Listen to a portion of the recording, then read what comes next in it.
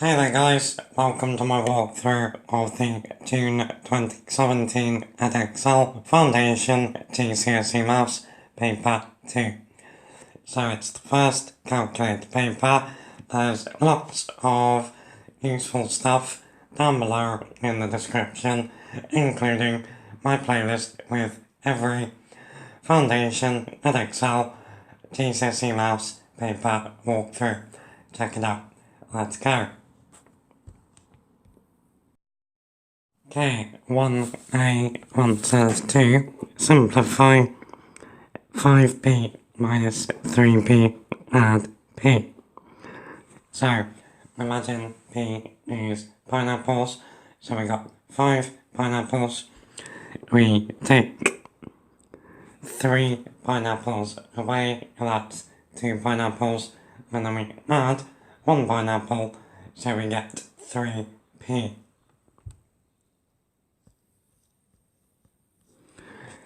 B1 says to simplify m cubed add m cubed.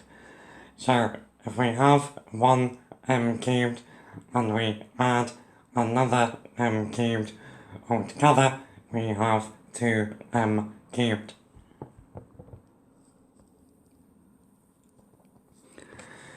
Okay, and part C. 1 says to simplify 10 add 3c add 5d minus 7c add d. Okay, so we have 3 different types of term here. We have just the number term, which is the 10. We have c's and we have d's. So, I'm going to rewrite this as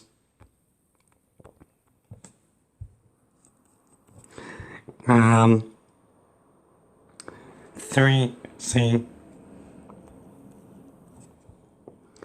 minus 7c. So that's collected the c's together. And then we'll do the same for the d's.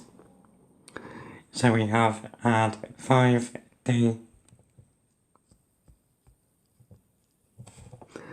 add 1d, add 10. Okay, so 3c minus 7c is minus 4c.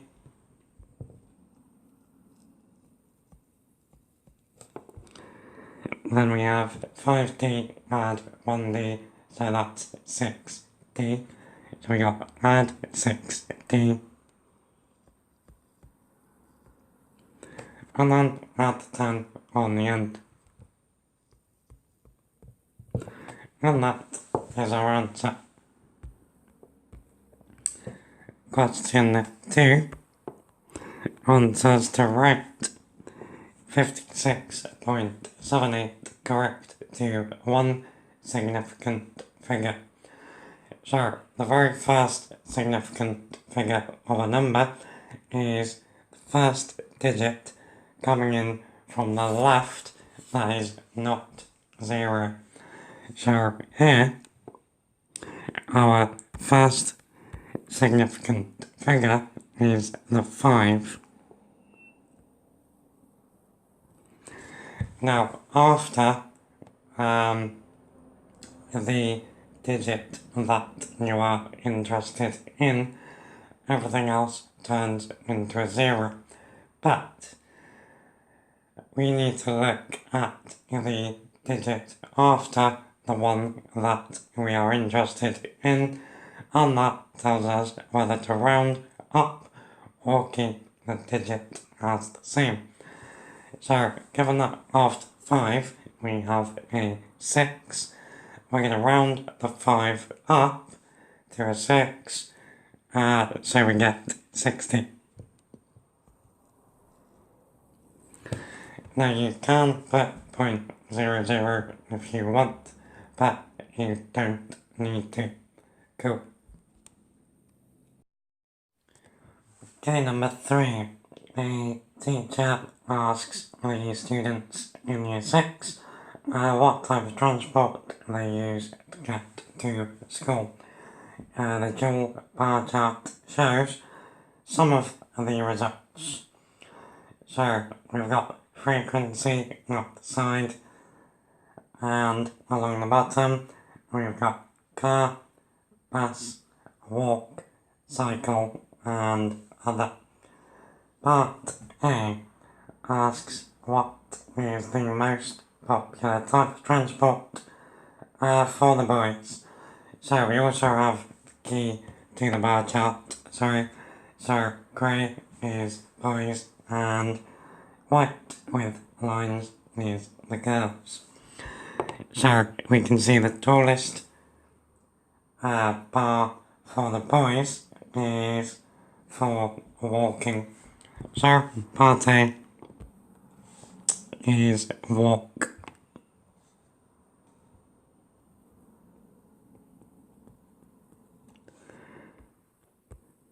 Okay, then part B says 7 girls walk to school. Show this information on the dual bar chart. Okay, so 7 girls walk to school. So walk is here. The scale up the side is nice. Every line just represents 1. So count up to 7, which I think I can do. So I make it to be there. So draw the rectangle and put in some dashed lines. Some diagonal lines, sorry.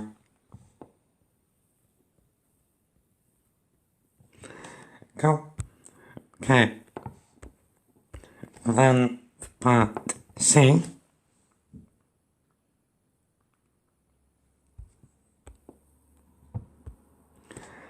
We are told more of the students get to school by car than by bus. How many more?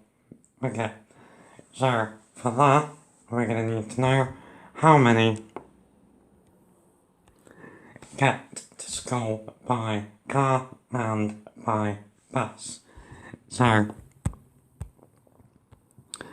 for car we have 5 add 9, which is 14, and for bus we have 4 add 6, which is 10. So 14 minus 10 is 4.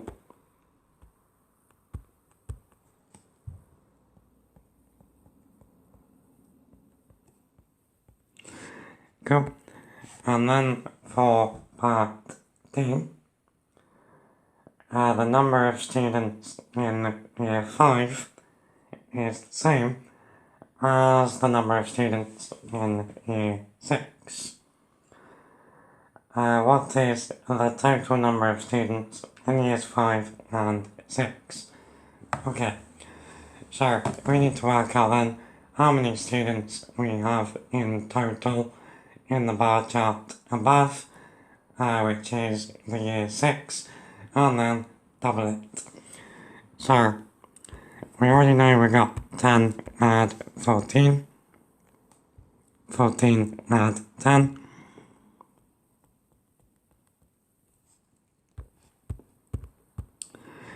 and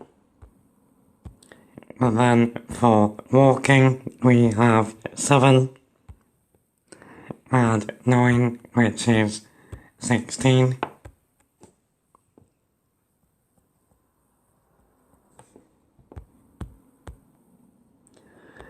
And for cycle we have a 1, add 4, which is 5.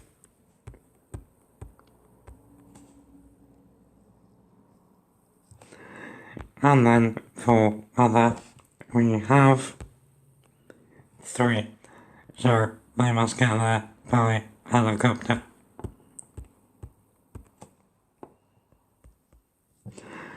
Okay, so if we add these together, 14 add 10 is 24, add 16 is 40, add 5 is 45, add 3 is 48. So that's the year 6.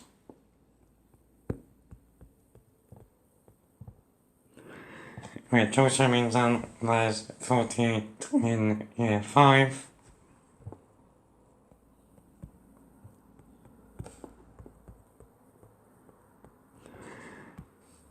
Add them together and we get 96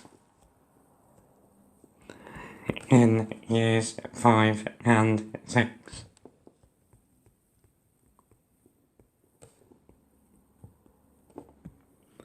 Cool. Okay, number 4. Here are 4 fractions. So we got 2 fifths, 11 30ths, 1 half, and 7 15ths. We want to write these fractions in order of size, starting with the smallest. Okay, so fractions are really hard to compare when they have different numbers on the bottom. So either we can turn them all into decimals. Our calculator can do that. So if you want to do that, put the fraction in, press equals, and then press the SD button. Or the other way that we can do it is turn the fractions into, or make it so that they all have the same number on the bottom. Then, like that, we just need to compare the top numbers. So, first number that 5, 30, 2 and 15 all go into is 30. So I'm going to change each fraction so that they have 30 on the bottom. So for 2 fifths, to turn the 5 into 30, we need to multiply by 6. So we have to do that to the top as well. So 2 fifths is 12 30ths.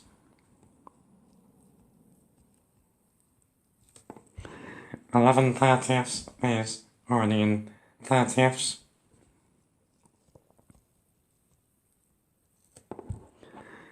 To turn 2 into 30, we have to multiply it by 15. So we got 15 over 30.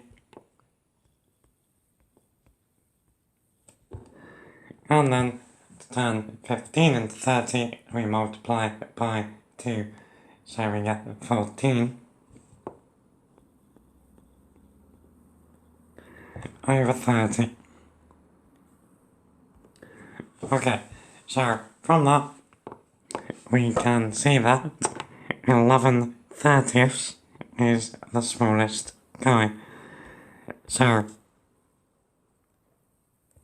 we get 11 30ths.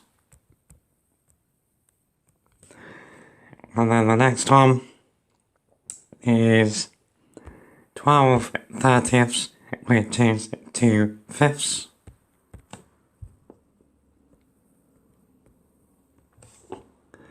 It's then 14 30ths, which is 7 15ths.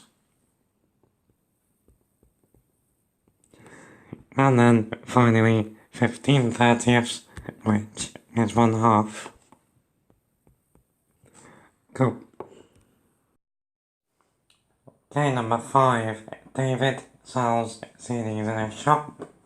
The tally chart shows info about the number of CDs David sold on Monday, Tuesday and Wednesday.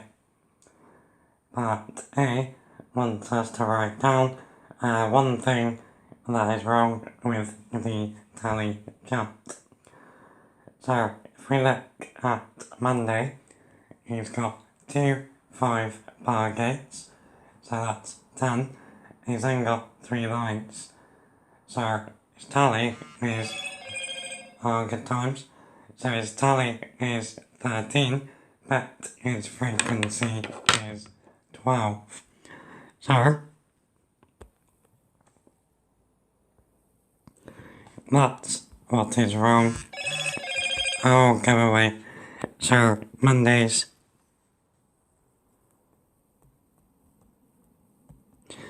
frequency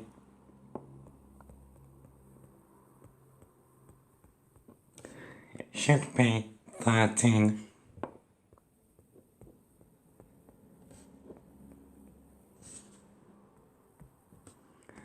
Okay, then for part B, he's drawn a pictogram for Tuesday and Wednesday. So, it's got a bit of a silly scale. So the key is that one whole circle represents 3 CDs. Now again we want to write down one thing wrong with the pictogram. Well, if we look at it, on Wednesday he's got 2 whole circles and 1/2 of a circle. So he's tried to represent 8 CDs, but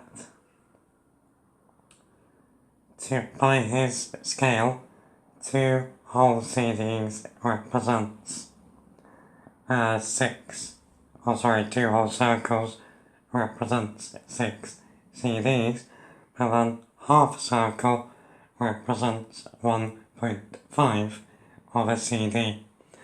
So the thing that we can say is wrong here is that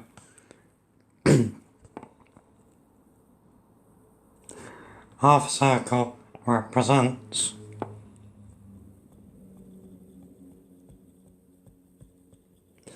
1.5 CDs.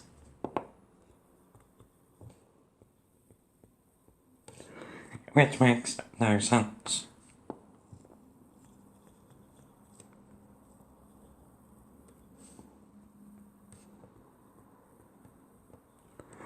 Cool. Okay, number 6. Probably the first one where a calculator is going to be a really good idea. So there are 495 coins in a bottle. 1/3 of the coins are £1 coins. 124 of the coins are 50p's, and the rest are 20p coins. We want to work out the total value of the money in the bottle. Okay, so just work through from the top. We know 1/3 are £1 coins. So we need to find 1/3 of 495. To do that, we divide 495 by 3.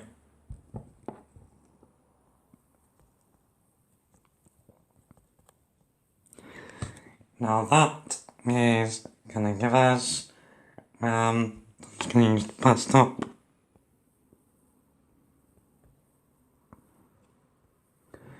So 3's into 4 go once, 1 remainder, 3's into 19 go 6 times, 1 remainder, and then 3 to the 15 go 5 times. So that tells us there are 165 £1 coins.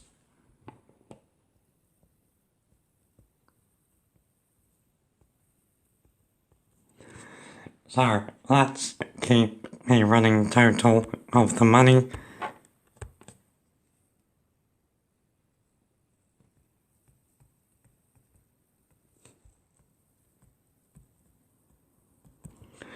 So that's £165.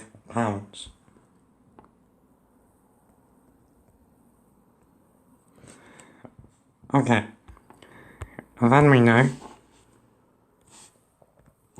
that 124 of the coins are 50p. So 124 times, now 50p is 0.5 pounds.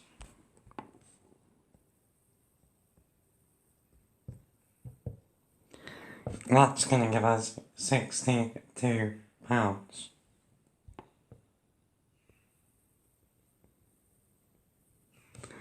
So there's another 62 for our total.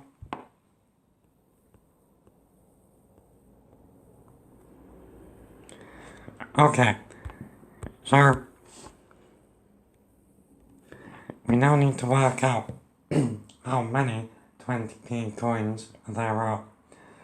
So we know then that the number of £1 and 50p's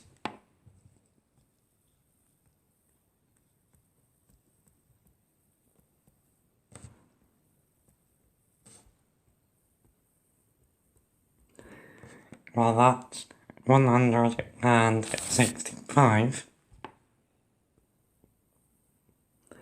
Add 124. So that's 289.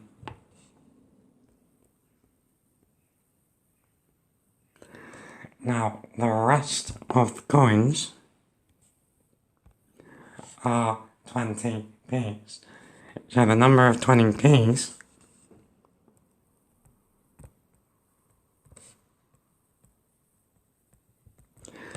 is 495 minus 289.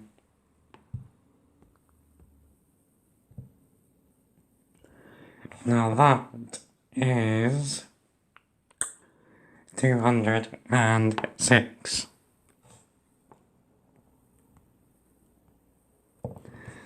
Now, the value of the 20p's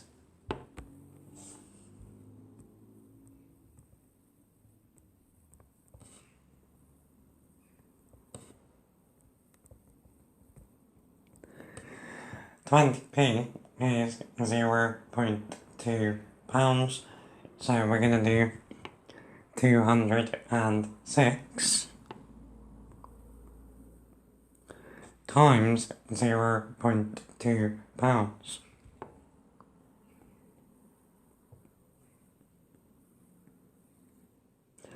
And that is going to give us 2 seconds.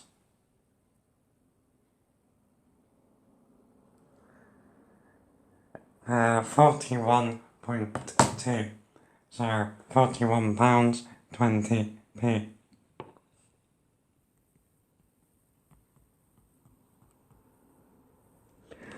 So we can now get our total value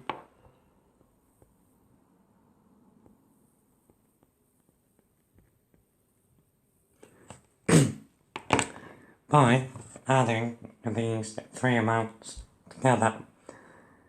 So 165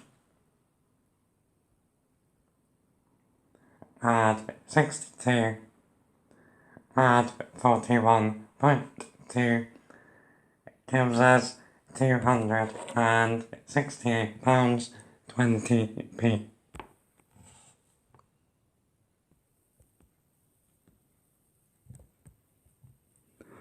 Boom. Okay, number 7. The probability that a new fridge has a fault is 0.015. We are asked what is the probability that a new fridge does not have a fault.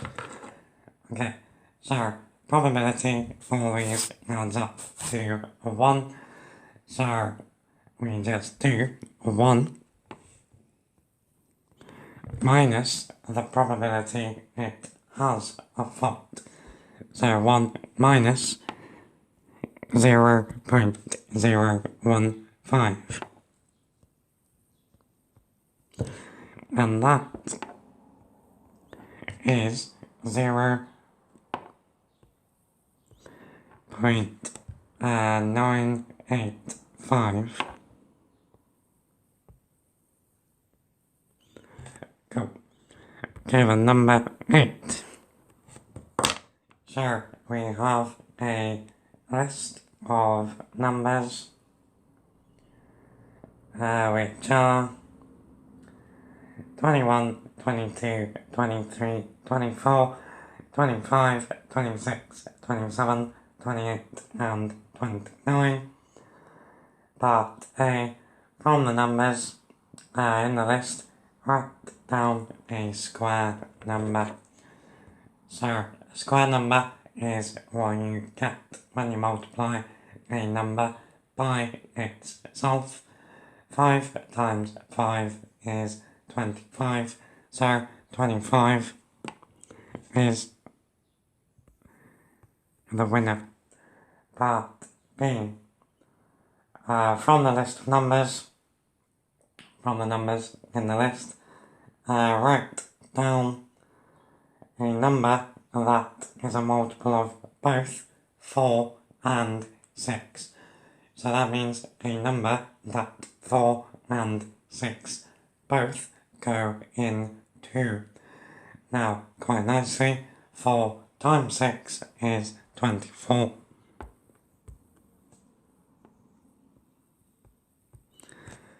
Okay, then part C wants us to write down all the prime numbers in the list.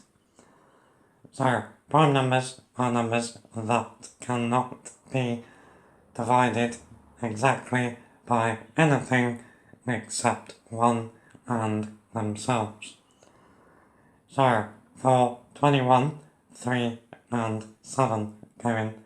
22 is even, so 2 goes in. 23 is prime.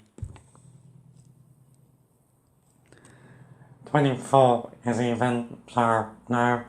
25 is 5 times 5, so no. 26 even, no. 27 is 3 times 9, no. 28 is even, no.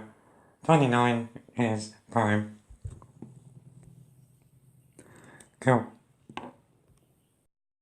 Okay, number 9, we have some angle fun. So we have 3 angles around a point, 2x, 3x, and a right angle. And our job is to find the value of x. Okay, 3 marks. So, angles around a point add up to 360 degrees. So, we know that also this right angle is 90 degrees. So, we can say then that all 3 angles added together, so 3x add 2x add 90 is equal to 360. Now 3x add 2x is 5x, so 5x add 90 is 360. Okay, so we now need to solve this equation for x. So, the first thing we're going to do is subtract 90 from both sides. So we get 5x is equal to 270. And then 5x means 5 times x, so to cancel that out, we divide both sides by 5. So x is 270 divided by 5, which is 54. So x is 54 degrees. Cool. Okay, number 10, best buy. So Suha is going to buy 150 envelopes. Here is some information about the cost of envelopes in two shops. So in letters to send, we can get a pack of 25 for £3.49. In Stationery World, we can get a pack of 10 for £2.10, but if we buy 2 packs, we get 1 pack free. How exciting. So, Suha wants to buy the envelopes as cheaply as possible. Which shop should Suha buy the 150 envelopes from? We must show how we get our answer. Okay, so basically we need to work out how much it's going to cost to get 150 envelopes from each shop. So, in letters to send,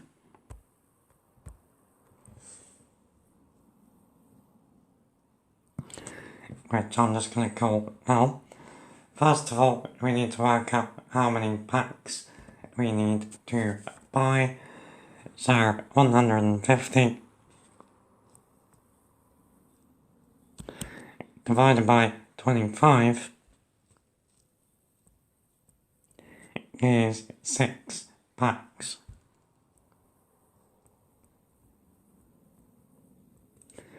So that's going to cost us 6 times £3.49.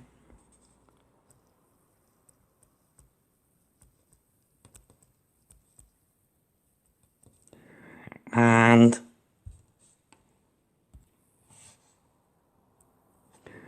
the cost of that, 2 seconds, that is £20.94p.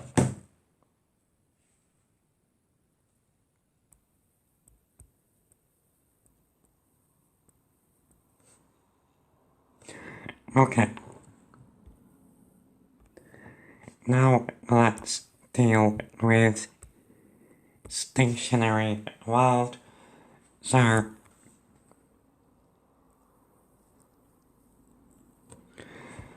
each pack contains 10 letters, so 150 divided by 10 means we need 15 packs.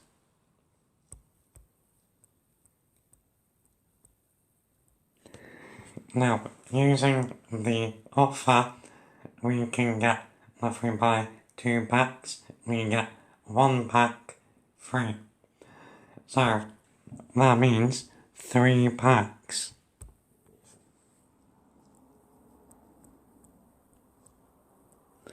Cost £4.20.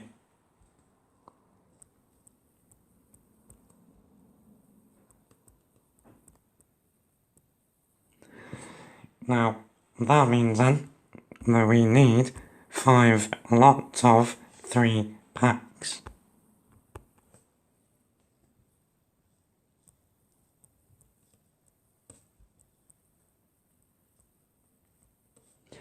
So that's going to cost 5 times £4.20.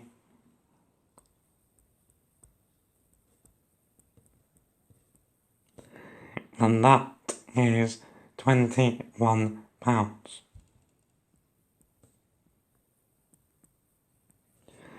So, Suha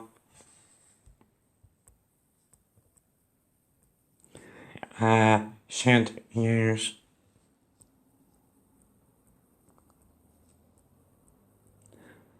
letters to send.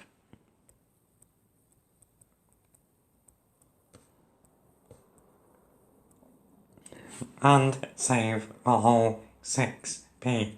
Yes. Okay, number 11, we have a conversion graph which we can use to change between inches and centimetres. So, going up the side, we have centimetres. Going along the bottom, we have inches. Part A wants us to change 74 centimetres to inches. Okay, so to do this, we find 74 centimetres. Now make sure you're happy with the scale. So 1 big square represents 20 centimetres. So every little square represents 2. So this point here would be 70. So 74 is there. So what we do, we go across from this point until we hit the line.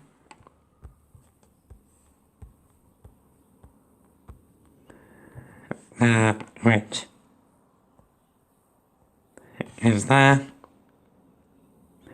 and then we go down to get the number of inches. So, on the inches side of things, 1 big square represents 10, so every little square is 1. So we've come down to 29. Cool. Okay, then part B tells us that Daniel's height is 6 feet 3 inches. 1 foot is 12 inches, and we want to, or we're asked, what is Daniel's height in centimetres? Okay, so we first of all need to work out how many inches tall he is. So he's 6 feet, which is 6 lots of 12. Add 3 inches. So 6 times 12. Add 3 gives us 6 times 12 is 72. So we got 75 inches. Okay, so if we go back to the graph, Now, we have a little bit of a problem because the graph only goes up to 50.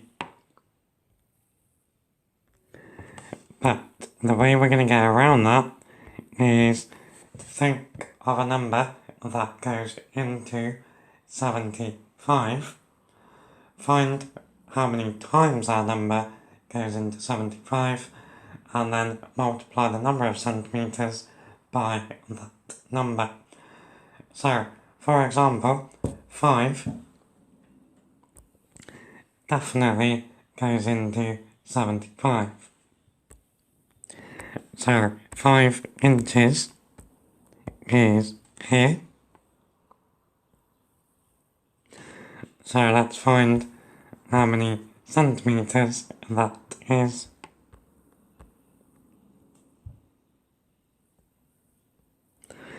So that's roughly 12 centimetres.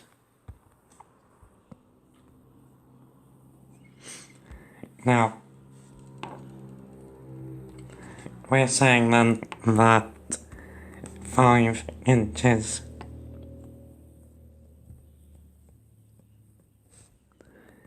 is 12 centimetres.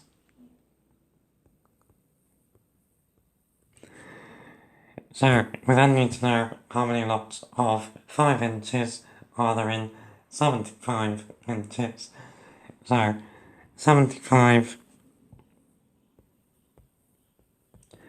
divided by 5 is 15. So we multiply both parts by 15. So 75 inches is 15 times 12, which is 180. Cool.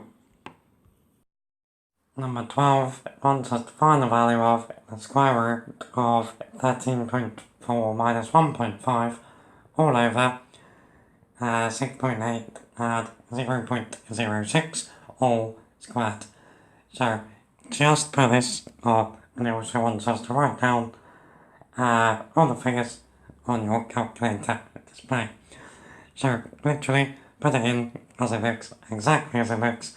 The brackets are important, and you should get what I've got there on my display. Cool. Okay, 13a, we have some transformation fun. So we want to rotate shape A 90 degrees clockwise about O, which is the origin 0, 0. So clockwise means around that way. Now, a little bit hard to demonstrate on a tablet, but let's have a go. So,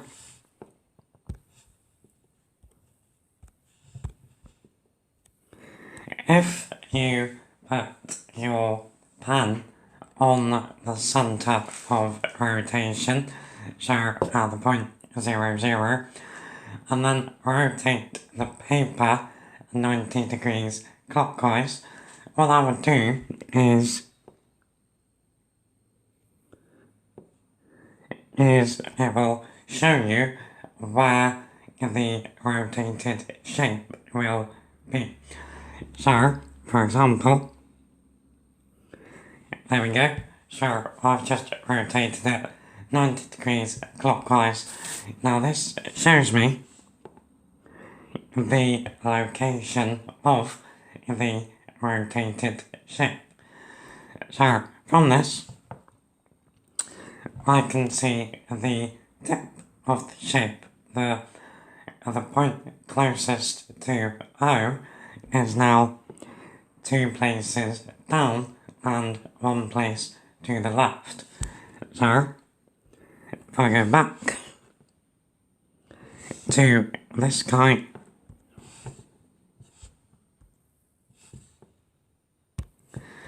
then I know my first point is now going to be 2 places down and 1 place to the left. So it's going to be there. Now that is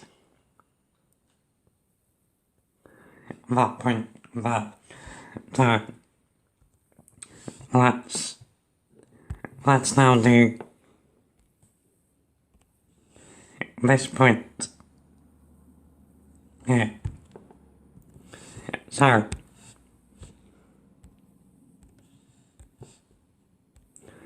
if I rotate it again,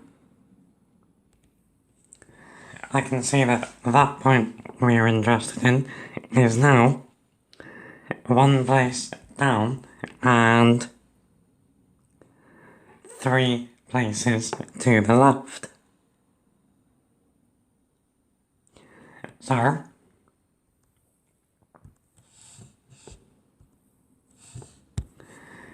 that point is now 1 place down and 3 places left.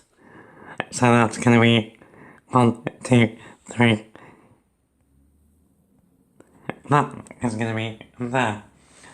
So you can now from that probably start to fill it in a little bit. We then know that this point here, it was 1 down, so on our rotated shape it's going to be 1 place left.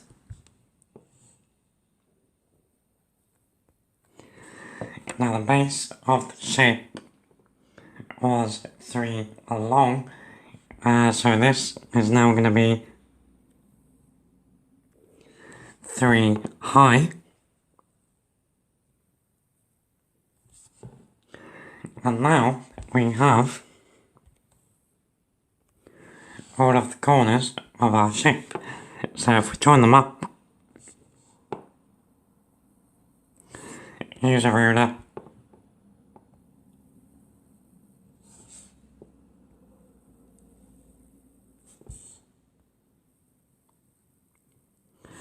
then that roughly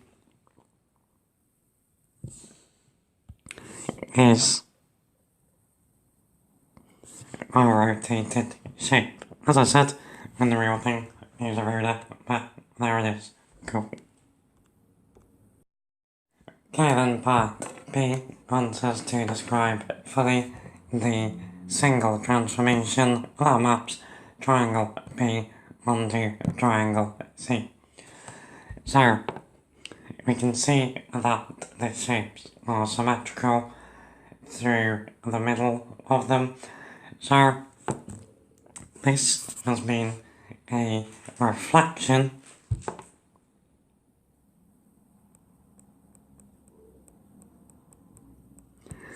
and the line halfway between them is the y-axis.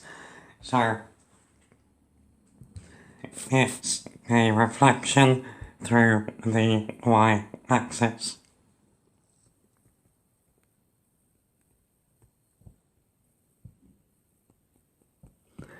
Cool. 14a wants us to factorise 5 minus 10m. So to factorise means to put into brackets.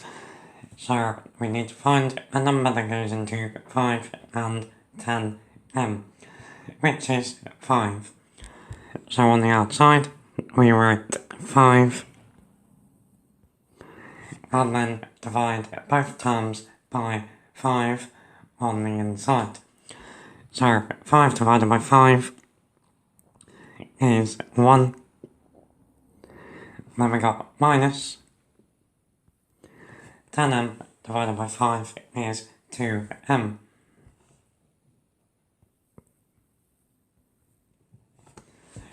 Part B for 2 marks wants us to factorise fully 2a squared b add 6ab squared.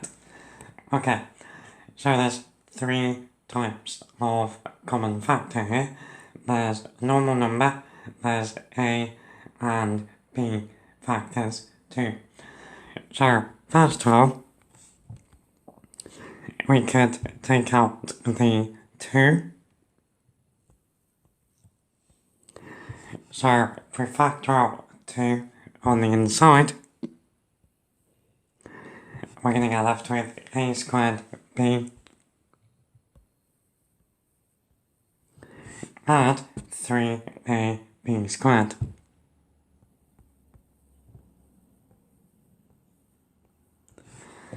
Now, there's now a common factor inside of A. So when you take out another factor, it multiplies what's already on the outside. So on the outside, we're now going to have 2A.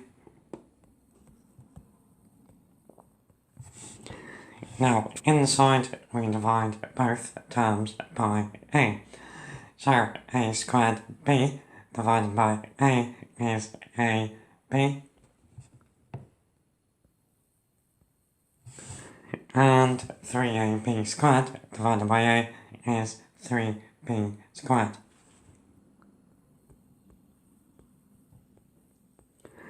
And then the last common factor is B. So we're now also going to bring a B out the front. So we get 2AB times, well, AB divided by B is just A. And 3B squared divided by B is 3B. Boom. Okay, number 15, a bit of standard form, but A answers to it. 4.7 times 10 to the minus 1 as an ordinary number. So the power of 10 tells us which way and how many places the decimal moves. So a power of minus 1 makes the decimal move one place left. So we get 0.47.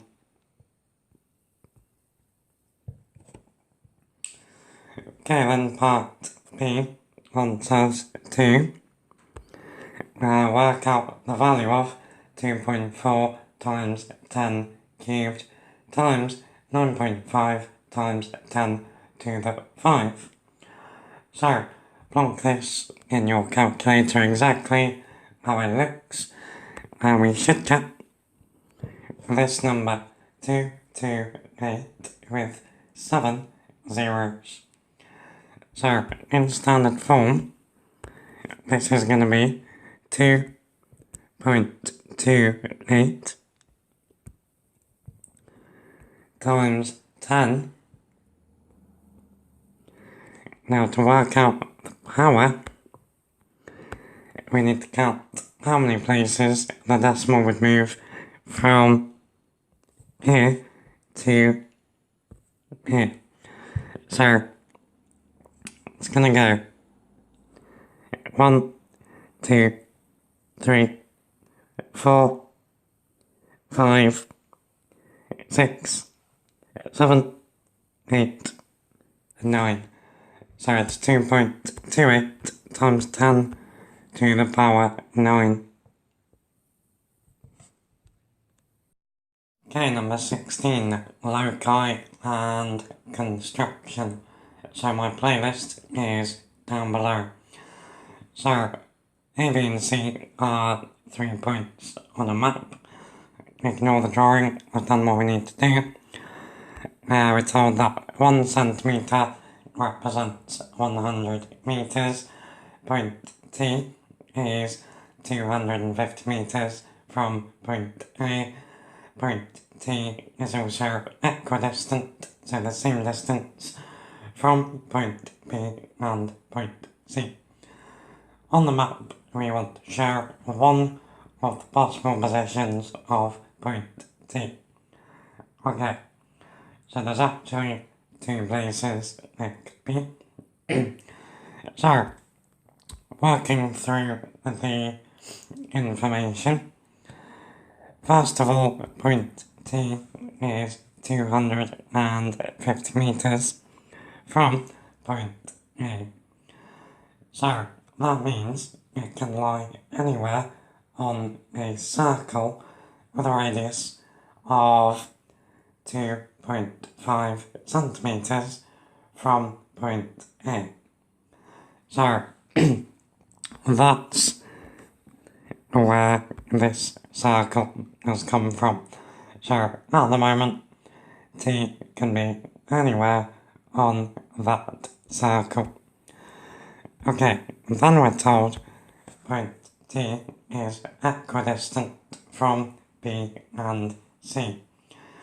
So, to find the loci of all points that are the same distance from 2 points, we construct the perpendicular bisector of those 2 points. So the first thing I did was join B and C with a line. You don't necessarily need to do that, but I like to. Now what you need to do is put the point of your compass on one end of that line, open it so that it's definitely wider than the midpoint, and draw an arc. Now, very importantly, without changing the size of the compass, put the point on the other end and draw the arc that side too. So you will get something looking like my 2 green arcs here. What you need are the 2 points where they meet. Now you then join those 2 points with a straight line, which here is the red line. Anywhere on that line is the same distance from B and C. So we know T has to be on the circle and on the red line. So it can either be here or here. Cool. Number 17, bit of probability. So the table shows the probabilities that a biased dice will land on 2, 3, 4, 5 and 6. So we don't have the probability for 1. Neymar rolls the dice 200 times.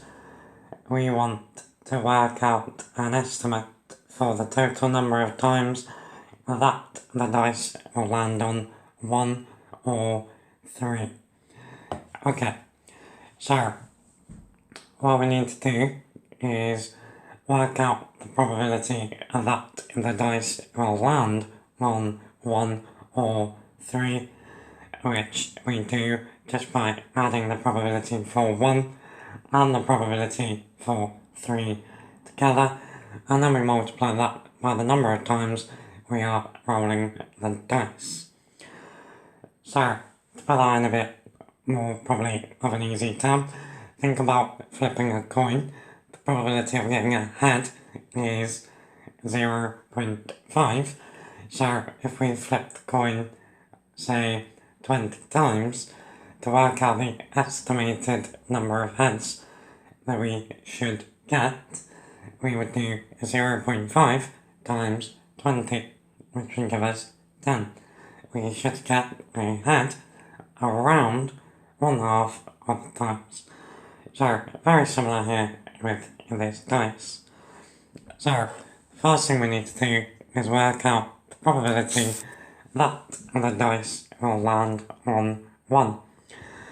So, probability always adds up to 1. So, if we add up all of the other probabilities and then subtract that from 1, we get the probability the dice lands on 1. So, if we call this the probability of not 1,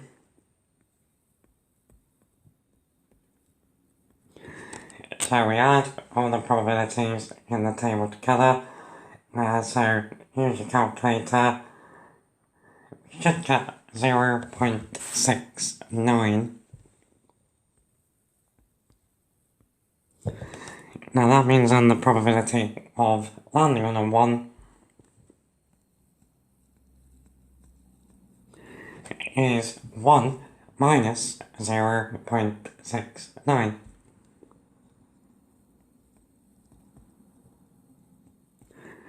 And that gives us 0.31. So that's the probability of landing on 1.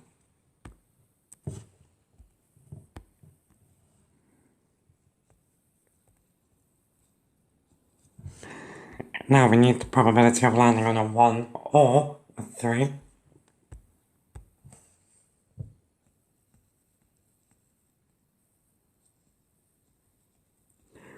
So that's the probabilities added together. So that's 0.31 add 0.18.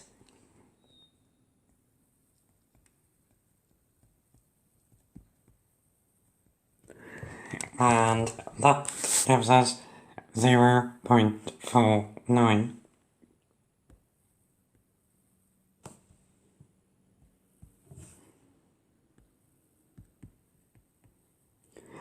So, to get our answer then, we multiply that probability by the number of times we are rolling the dice. So, 0.49 times 200 gives us 98. Cool. Okay, number 18, nice big 5 marker with ratio, fractions and percentages. So, on Saturday, some adults and children were at the theatre. The ratio of the number of adults to the number of children is 5 to 2. Let's write that down.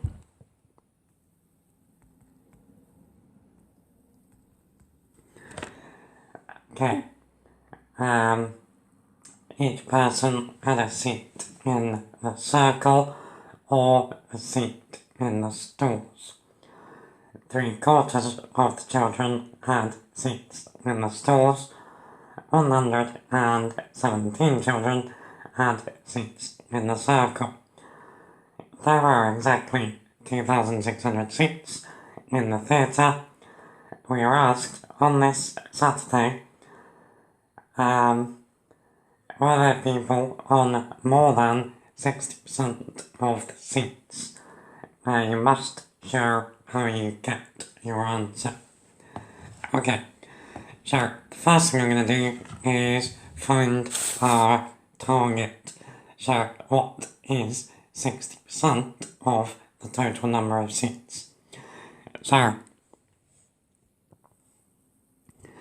we want to find 60% of 2,600.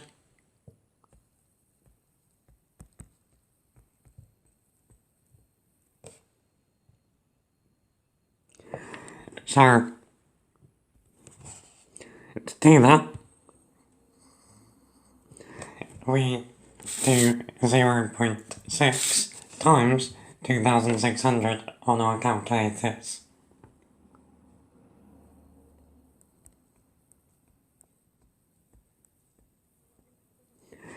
Now that will give us 1,560.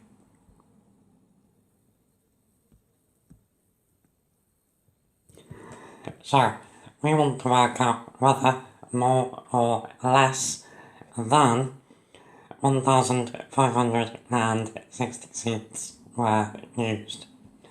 Okay, so how do we go about this then? Well, we have the ratio adults to children.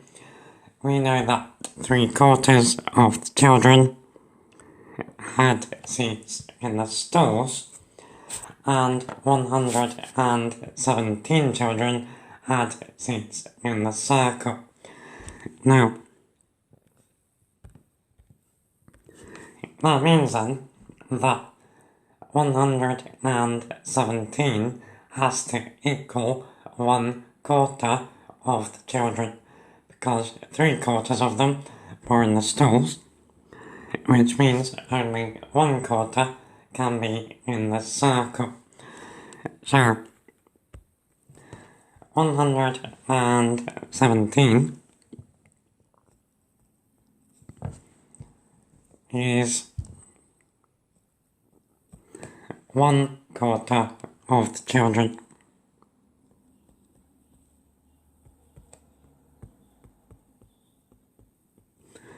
So that means the total number of children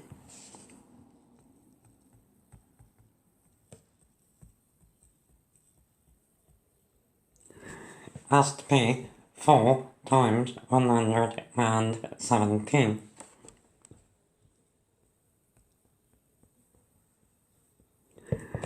Now that's going to give us 468.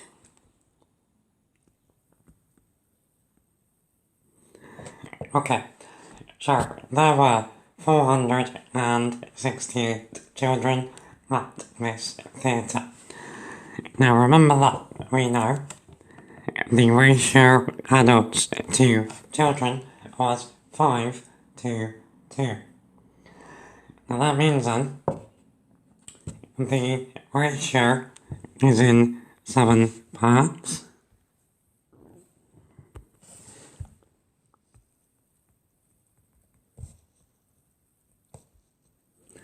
So 7 equal parts.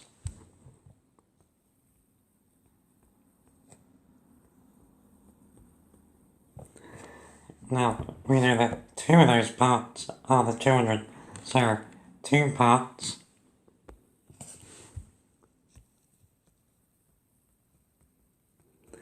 is equal to 468. Now if we divide that by 2, we can work out what 1 part of the ratio is. So 1 part is 234. Now, from that, we could work out how many adults were there by multiplying by 5, because 5 parts of the ratio are the adults, or we could just work out the total number of people by multiplying this by 7, because altogether the ratio has 7 parts. So the total number of people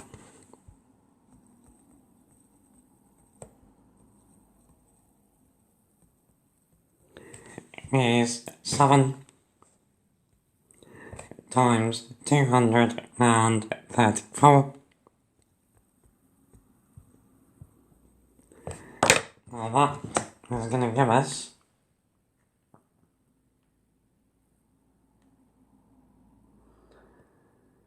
1,638.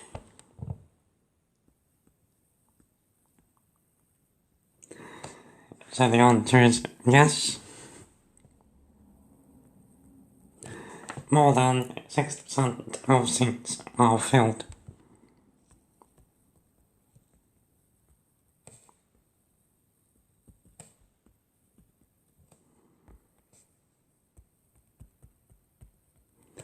Cool. Okay, number 19, we have some drawing to do. So the diagram shows a prism with a cross-section in the shape of a trapezium. So the trapezium, the cross-section is the side with the arrow pointing at it saying front. On the centimetre grid below, draw the front elevation and side elevation of this prism. Use a scale of 2 centimeters to 1 meter. Okay, so on the grid down below, each square is 1 centimeter long and high. Now, let's first of all go through on the diagram what all of the lengths are going to be. So, we are using 2 centimeters to 1 meter. So, 2 meters is going to be 4 centimeters. Same on the front as well. And on this height of 0.5 meters, that's half a meter, so that's 1 centimeter. So, from that, we can draw the front elevation, which should look like that. We don't need to worry about the diagonal length, that bit takes care of itself. Okay, and for the side, well, okay, let's do the same. So, 1 meter is going to be 2 centimeters. And then the height, again, we know is 1 centimeter. Now, let's put that rectangle in first of all. Or, actually, I've done the whole thing, but let's talk about where things come from. So, first of all, we should draw in this rectangle 2 centimeters by 1 centimeter high. So, looking at this prism from the side, we would see the lip, so it is important to have the top length of that rectangle in. Now, remember that the overall height of the prism on the left is 2 meters, which for us is 4 centimeters. So that is then where the 2 by 3 rectangle comes in. So the line in the middle, or towards the bottom of that rectangle, that's the lip that we would see. The big rectangle is the slope going back. Cool. Okay, number 20, speed, distance and time. So Ollie drives 56 kilometres from Liverpool to Manchester. He then drives 61 kilometres from Manchester to Sheffield. Ollie's average speed from Liverpool to Manchester was 70 kilometres per hour. Ollie took 75 minutes to drive from Manchester to Sheffield. Part A wants us to work out Ollie's average speed for his total drive from Liverpool to Sheffield. Okay, so average speed overall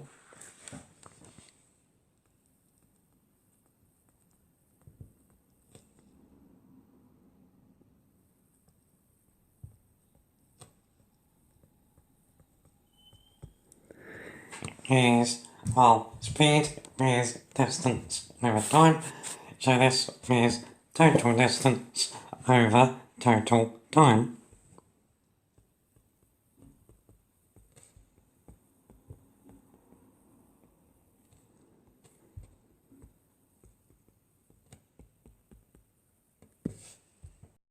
Okay, so we can work out the total distance without doing anything too clever. We know the two separate distances, 56 and 61, so add those together and we get 117 kilometres.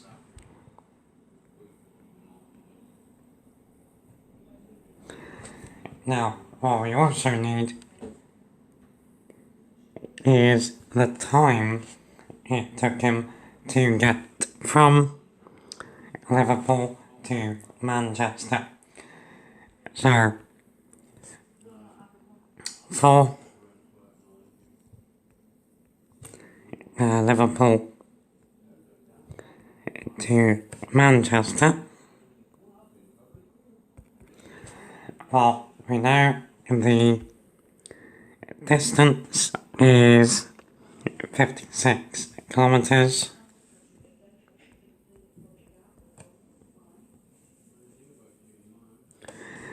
and we know that his speed was 70 kilometres per hour.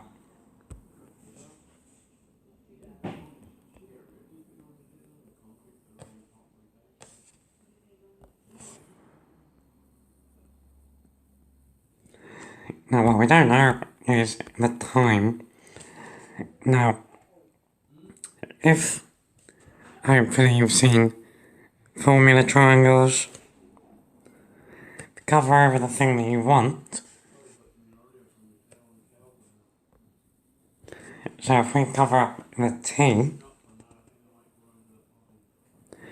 then it leaves you with the formula. So we get t is d over s. So time is distance over speed, which is 56 over 70.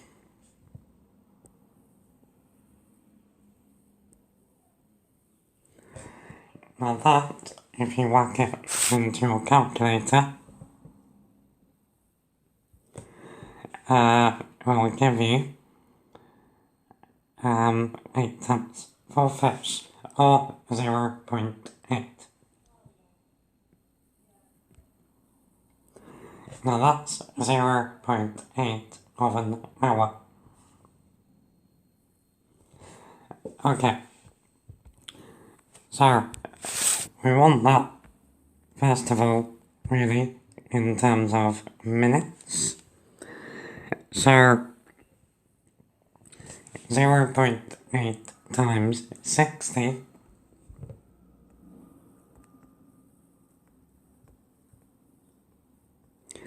gives us 48 minutes. So now we can work out his total time.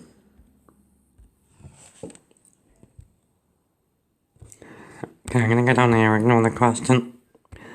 So his total time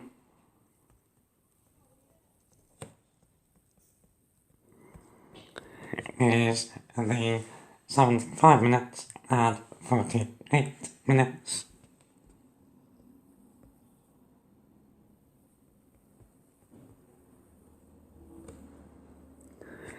Now that's going to give us 123 minutes. Now, we now need that in terms of hours. So, 120 minutes is 2 hours.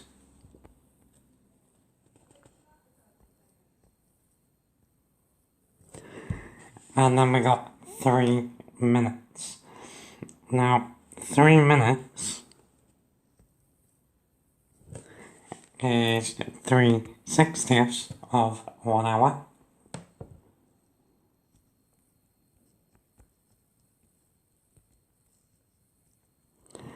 Now, if you put 3/60ths into your calculator, you get 1/20th, which is 0.05. So it's total time, I'm going to clear this up. It's total time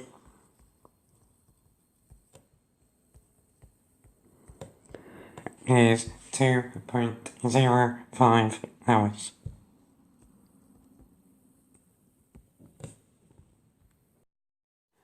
Okay, so we now know his total distance was 117 kilometres, his total time was 2.05 hours, so his average speed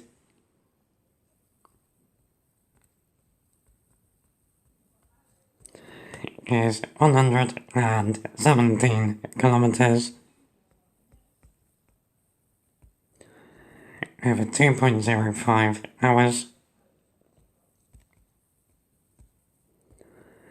Now that gives us 57.07 blah blah blah. So if we go to one decimal place, we get 57.1 kilometers per hour. Cool. Okay, then for part B, Janie drove from Barnsley to York. Janie's average speed from Barnsley to Leeds was 80 kilometers per hour. Our average speed from Leeds to York was 60 kilometers per hour. Janie says that the average speed from Barnsley to York can be found by working out the mean of 80 and 60 kilometers per hour. So adding them together and dividing by 2. Part B, if Janie is correct, what does this tell you about the two parts of her journey? Okay, so, bit of a tricky one to wrap your head around. Imagine you were on a journey and you were in an awesome car that could go at 100 kilometers per hour. Say that you do that for 10 hours. And then say you slow right down for 1 hour and you only go at 30 kilometers per hour. The fact that you've spent 10 hours going at 100 kilometers per hour is going to far outweigh the fact that you spent 1 hour going at only 30 kilometers per hour. The only way that you could use the mean to find the average speed is if you spent the exact same amount of time on each part of the journey. So the exact same amount of time travelling at each speed. So if Janie is correct, it would mean she spent the same time going from place to place. So the same time on each part of her journey. Cool. Okay, 21. We have similar triangles. So, ABC and ETC are straight lines. EA is parallel to DB, so those are the two lines with arrows on them. EC is 8.1 centimeters. So, let's put this on.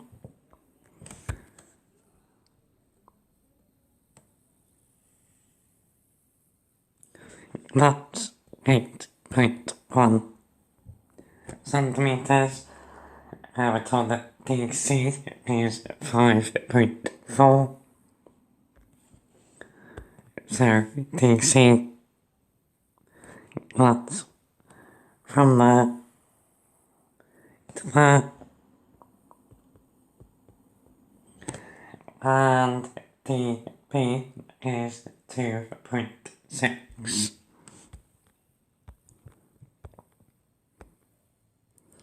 So, DB is this guy here.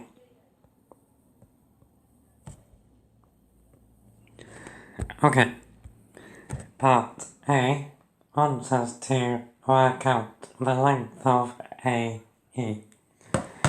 So, AE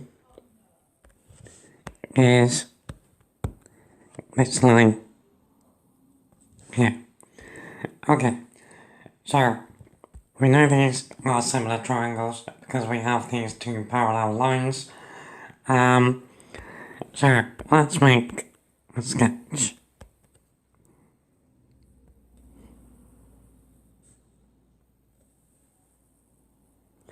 So that's going to be my big triangle.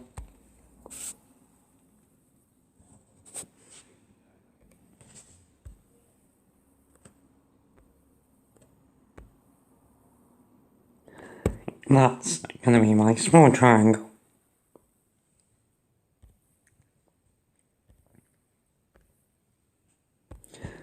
Okay. So let's put the labels on. So we've got A,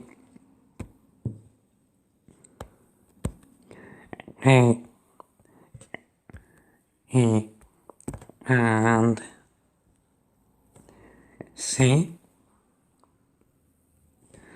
And we know this whole length is 8.1 centimeters.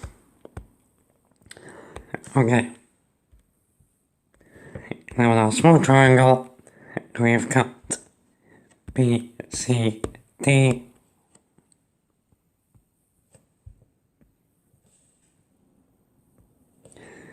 Now we know this bottom length is 5.4.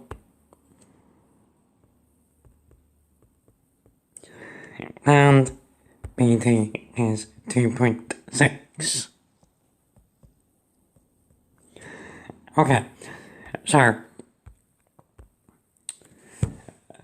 similar shapes are connected by what we call a scale factor. Now we get the scale factor by dividing a length of the big shape by the corresponding length of the small shape. So here, the scale factor, well, the only way that we can do it is by doing 8.1 divided by 5.4.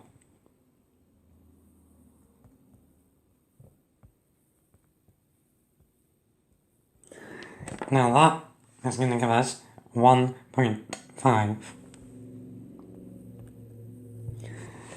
So, to get AE, we multiply DB by 1.5. So, AE is 1.5 times 2.6.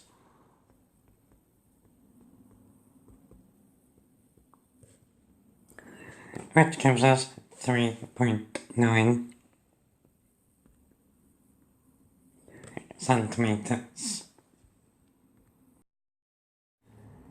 Okay, then we're told AC is 6.15 centimeters. So that's that length there. Part B1 says 2. Work out the length of AB. So, the length that we want is that part there. So, we need to work out BC and then subtract that from AC. So, to get from the length of the big triangle to the length of the small triangle, we divide by the scale factor. So, BC is AC divided by 1.5. So 6.15 divided by 1.5.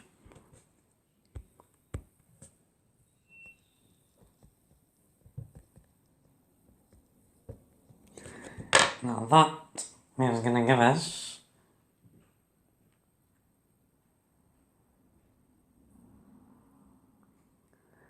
4.1.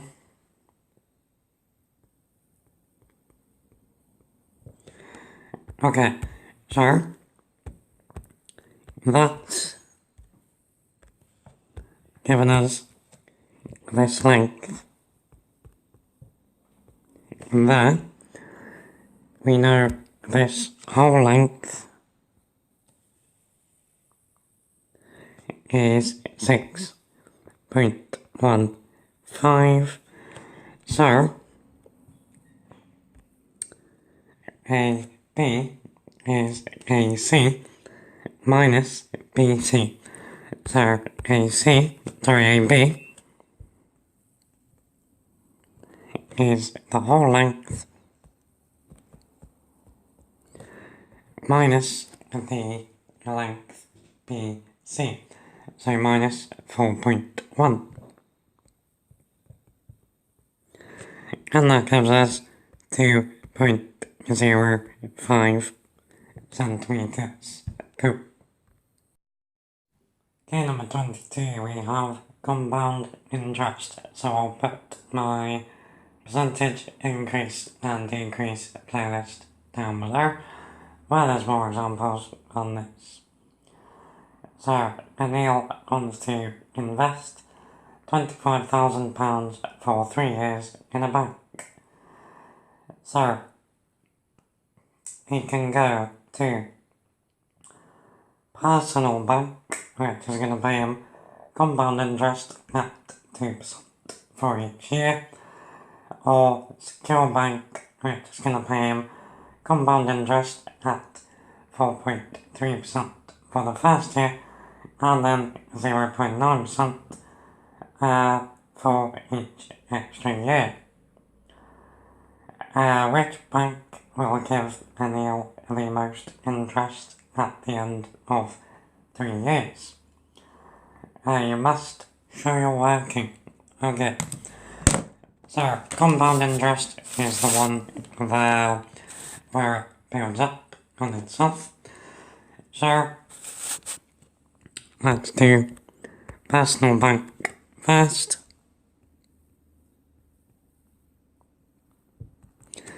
So, the way that we're going to do it is by using decimal multipliers. So, 2% as a decimal is 0.02.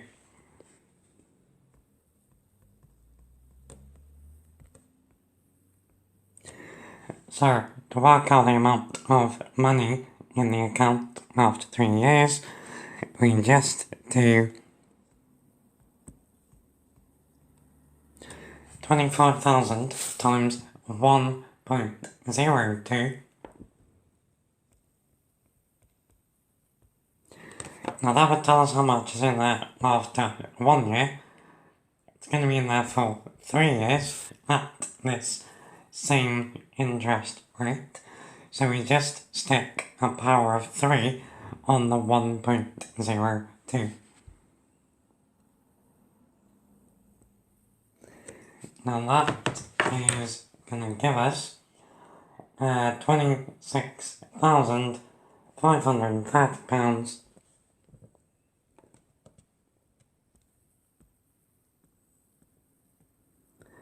and 20p.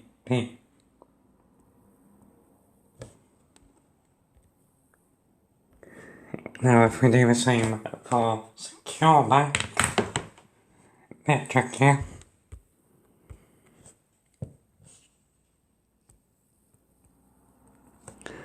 So 4.3% is 0.043.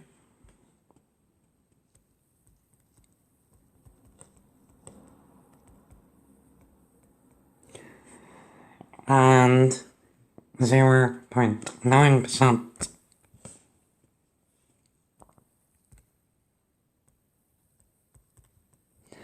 is 0.009.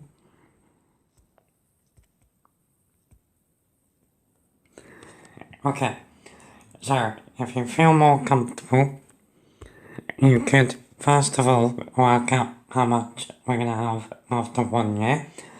The way that we do that is 25,000 times 1.043. So you could work that out, and that will give you how much he has in there after the first year. You can though just do it all in one go.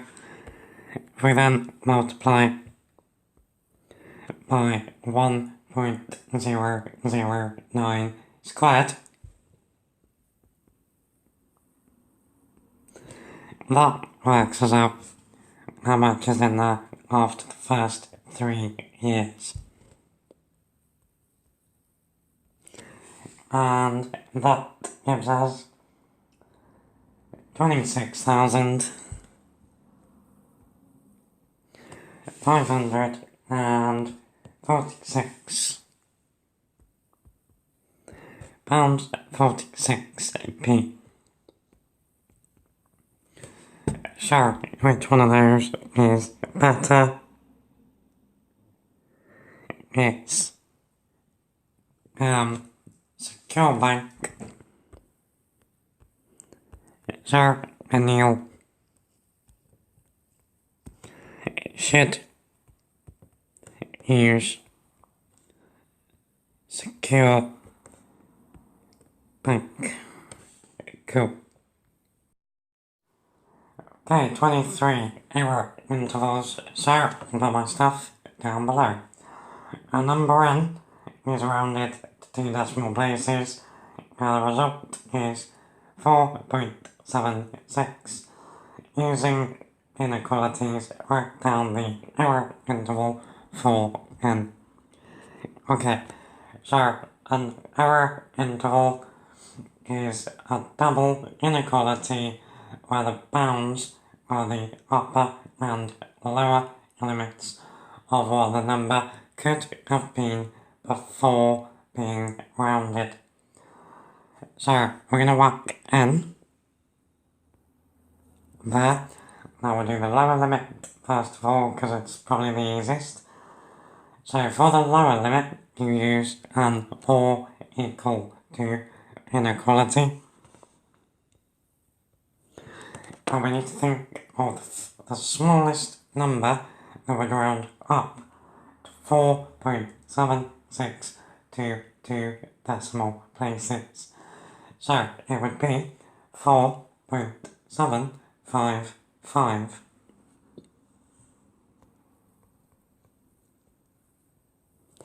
So check it, the second decimal is the first 5, it has a 5 after it, so that would tell us to round the first 5 up to a 6. Okay, then for the upper bound, we use a strict inequality, and the first number that wouldn't round down to 4.76. So we use 4.765.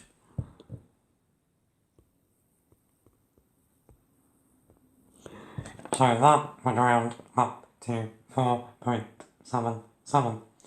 So there is the error interval. Okay, number 24 wants us to solve x squared add 5x minus 24 is equal to 0. So this is a quadratic. The way that we solve these is by factorising, so putting them back into brackets.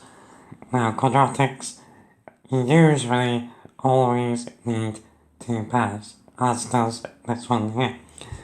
So each pair is going to have a single x.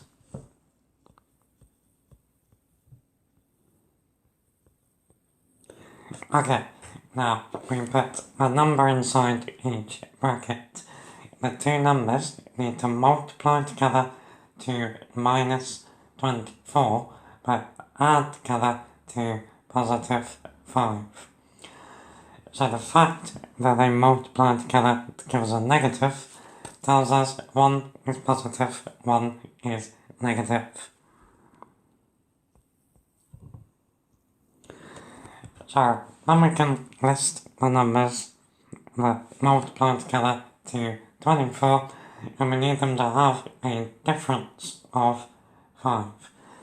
So we got 1 and 24. So that's a no. 2 and 12. Also no. 3 and 8. Well, they do indeed have a difference of 5. Now to get the positive 5 in the middle, the 8 needs to be positive, and the 3 is negative. Okay. Now, to get the solutions for this, you set what is inside each bracket equal to 0 and solve for x. So, first of all, x add 8 is equal to 0.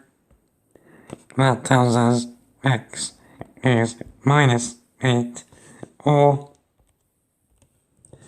x minus 3 is equal to 0, tells us x is positive 3. So those are our two solutions. Okay, number 25, the final question. So, part A, we are given the first 6 terms of an arithmetic sequence. All that arithmetic means is we add the same amount to get from term to term. And our mission is to find an expression in terms of n for the nth term of the sequence. Okay, so we don't need anywhere near 6 terms. The first 3 will do. So we got 3, 8, 13. Okay, so the first thing we need to do is find what we are adding on each time. So that's 5. That means then the nth term is something to do with 5n. Now, all that n is the term number. So, if we look at the first term, n is equal to 1. So, the first term is 3, but if we sub in n is 1, we get 5. So then we ask ourselves, how do we get from 5 to 3? Well, we subtract 2. So, our nth term is 5n minus 2. We can check it. 5 times 2 is 10. Minus 2 is 8. Cool. For the third term, 5 times 3 is 15. Minus 2 is 13. Cool. Okay, then part B, the nth term of a different sequence is 3n squared. Nathan says that the fourth term of this sequence is 144. Is Nathan right? Show how you get your answer. Okay, so what Nathan has done here is he's forgotten the rules of bit maths. So he's done 3 times 4 because n is 4, which has given him 12, and then he squared 12. 12 squared is 144. But that's not what we should do. So we should do 3 times 4 squared, which is 3 times 16,